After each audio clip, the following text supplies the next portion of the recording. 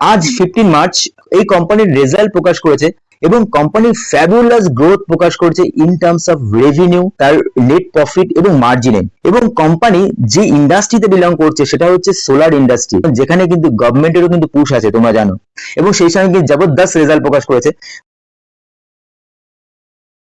তো আমরা যদি রেজাল্ট দেখি তাহলে দেখতে পাবে এটা কিন্তু কনসোলিডেটেড ফাইন্যান্সিয়াল রেজাল্ট, অর্থাৎ কোম্পানির মেইন কোম্পানি এবং তার যে ডিফারেন্ট এন্টিটি তার কম্বাইন্ড রেজাল্টটাই হচ্ছে কনসোলিডেটেড রেজাল্ট। তো আমরা যদি দেখি যে 31 মার্চ 2025, অর্থাৎ আমরা যদি ইয়ার অন ইয়ার দেখি দেখতে পাবে যে এটা revenue from operation, other income এবং টোটাল ইনকাম। তো আমরা যদি দেখি রেভিনিউ ফ্রম অপারেশন 31 মার্চ 2026, অর্থাৎ এই কোয়ার্টার 4 2303 করোড়, এবং যেটা কিন্তু প্রিভিয়াস ইয়ারে ছিল, অর্থাৎ প্রিভিয়াস ইয়ারের সেম কোয়ার্টারে 16,208, এবং আদার ইনকাম 385, যেটা কিন্তু 594 ছিল, অর্থাৎ বেশি ছিল। তো ওভারঅল যদি আমরা টোটাল ইনকাম দেখি যে এই কোয়ার্টারে 22,689 করোড়, এবং যেটা কিন্তু প্রিভিয়াস ইয়ারে ছিল 16,803 করোড়, যেটা অলমোস্ট যদি দেখি মোটামুটি 35% কাছাকাছি সেলসে বা রেভিনিউতে কিন্তু বৃদ্ধি পেয়েছে।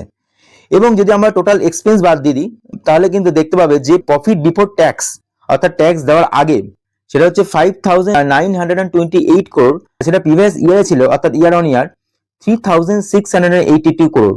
এবং যদি আমরা ট্যাক্স বাদ দিয়ে দেখি তাহলে আমরা কিন্তু প্রফিট ফর দ্য ইয়ার কত 4,568 করোড়, এবং যেটা কিন্তু প্রিভিয়াস ইয়ারে দেখতে পাচ্ছ 2,778 করোড়। দেখতে পাচ্ছ যে যথেষ্ট পরিমাণে কিন্তু কোম্পানি কিন্তু তার সেলস এবং সেই সঙ্গে নেট প্রফিটও কিন্তু বৃদ্ধি প্রাপ্ত করেছে, এবং যেটা ক্লিয়ারলি কিন্তু একটা কিন্তু বলা যায় যে লিডার, ওকে, এই সেগমেন্টে। এবং সেই সঙ্গে কোম্পানির কিন্তু আর্নিং পার শেয়ারও কিন্তু বৃদ্ধি পেয়েছে, যেহেতু কোম্পানি কিন্তু পারফরমেন্স নেট প্রফিট বৃদ্ধি পেয়েছে, ওকে। সো যেটা হচ্ছে 10.14। প্রিমিয়ার এনার্জি লিমিটেড কিন্তু specializes in manufacturing integrated solar cells, solar panel, monofacials and bifacial কিন্তু মডিউলস এক্সেট্রা, এবং it holds nearly 100% share in India's solar cell export. তাহলে কিন্তু একটা বলা যায় ক্লিয়ারলি একটা লিডার।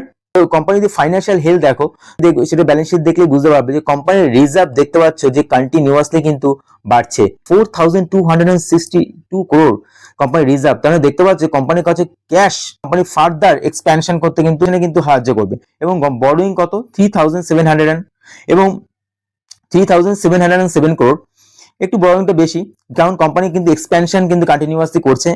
সেটা দেখলে কি করে দেখলে বুঝতে পারবো, যে দেখতে পাচ্ছ যে CWIP এবং সেই সঙ্গে ফিক্সড অ্যাসেট, এবং যেটা কিন্তু আগামী দিনে কোম্পানি কিন্তু এক্সপ্যানশনকে বৃদ্ধি করবে, এবং সেই সঙ্গে সেখান থেকে কিন্তু কোম্পানির রেভিনিউ, নেট প্রফিটও কিন্তু যথেষ্ট পরিমাণে গ্রোথ দেখা যাবে। যদি আমরা শেয়ার হোল্ডিং প্যাটার্ন দেখি, রিসেন্টলি FIও কিন্তু স্টকে ইনক্রিজ করেছে এবং DIও কিন্তু ইনক্রিজ করেছে, ওকে, 16% এর কাছাকাছি কিন্তু পাবলিকের কাছে আছে।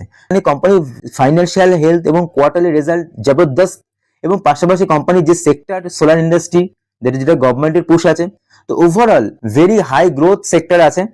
বাট ডেফিনেটলি কিন্তু এটা কিন্তু কোনো রেকমেন্ডেশন নয়, জাস্ট এখানে আমার আন্ডারস্ট্যান্ডিংটা এখানে শেয়ার করছি, ওকে। টেকনিক্যাল দেখি তাহলে দেখতে পাবে, তার আগে একটু বলবো যে প্লিজ তোমাদের ছোট্ট একটু রিকোয়েস্ট যে তোমরা চ্যানেলটাকে প্লিজ সাবস্ক্রাইব করো, যদি তোমাদের কোনো কন্টেন্ট পছন্দ হয়। আর ডেফিনেটলি তোমাদের কমেন্ট সেকশনে যে কোনো কোয়ারিজ স্টক সম্বন্ধে বা যে কোনো আদার্স যদি কোয়ারিজ থাকে ডেফিনেটলি কিন্তু কমেন্টে বলো। সো দেখো, যদি কোম্পানি যদি লং টার্ম চার্ট দেখো, দেখতে পাচ্ছ যে কোম্পানি রিসেন্টলি বলা যায় 2024 সালে কিন্তু কোম্পানির সেকেন্ডারি মার্কেটে লিস্টে হয়েছিল, অর্থাৎ IPO আসার পর কিন্তু রিসেন্টলি একটা ডাব্লু প্যাটার্ন ফরমেশন করেও কিন্তু এবং স্টকে কিন্তু গুড র্যালি দিয়েছে। আশা করা যায় যে এই যে দেখতে পাচ্ছ যে রেজিস্ট্যান্স জোনটা একবার, দুবার, তিনবার, চারবার কোন রেজিস্ট্যান্স জোনকে কিন্তু যদি ব্রেক করে স্টকে কিন্তু আমরা গুড আপসাইড দেখতে পাবো। এবং সেই সঙ্গে যদি দেখো কিন্তু মুভিং এভারেজের রেসপেক্টও দেখতে পাচ্ছ যে রেড কালার মুভিং এভারেজ যেটা 200 মুভিং এভারেজ, এবং ব্লু কালার যেটা 50 মুভিং এভারেজ যেটা, এবং ব্ল্যাক কালার হচ্ছে 20 মুভিং এভারেজ, এবং নেক্সট হচ্ছে সবুজ যেটা হচ্ছে 10 মুভিং এভারেজ। অর্থাৎ এখানে প্রত্যেকটা মুভিং এভারেজ অর্থাৎ শর্ট, মিড এবং লং টার্ম ক্লিয়ারলি 200 এবং 50 মুভিং এভারেজ সাপোর্টে কিন্তু ট্রেড করছে। এবং রিসেন্টলি স্টকে একটু পুল ব্যাক হয়েছে, বাট স্টকে যখনই কিন্তু এই যে দেখতে পাচ্ছ যে এই যে রেজিস্ট্যান্স জোনটা, এই রেজিস্ট্যান্স যখনই ব্রেকআউট হবে স্টকে কিন্তু আমরা গুড আপসাইড পসিবিলিটি আছে। সো প্লিজ ওয়াচ লিস্টে রাখো স্টকটা, এবং কিন্তু আশা করি স্টকে কিন্তু আমরা কিন্তু আগামী দিনে ভালো কিন্তু পারফরমেন্স দেখতে পাবো। So thank you so much for watching this video. Keep learning and keep growing. Bye by.